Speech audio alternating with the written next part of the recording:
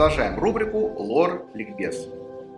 Часто тревожные родители спрашивают, что делать, если ребенок начал чихать и у него вот только-только появилась боль в горле. Ну, паниковать точно не стоит. Можно заложить в полость носа оксалиновую мазь, если вы идете в школу или в детский сад. Но это будет уже завтра, когда вы выходите в свет. Полость носа можно промыть антисептиком мироместина или хлоргексидина. То же самое можно сделать с глоткой. Можно брызнуть в горло или можно налить ребенку его в стакан и дать на однократное полоскание. Собственно и все. И потом, через пару-тройку часов спросить у ребенка, как твое самочувствие. Если все неплохо, если это было мероприятие выполнено вечером, утром ребенок просыпается и он чувствует себя хорошо и комфортно, значит вы быстро справились с явлениями ОРЗ, ОРВИ, когда явления простудные были практически тут же погашены.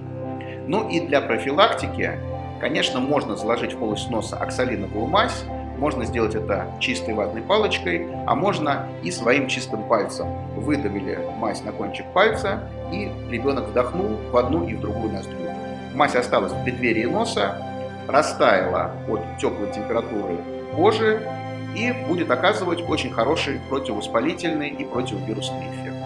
Поэтому при первом чихе закидывать и заваливать ребенка какими-то сильными антисептическими средствами ни в коем случае не надо.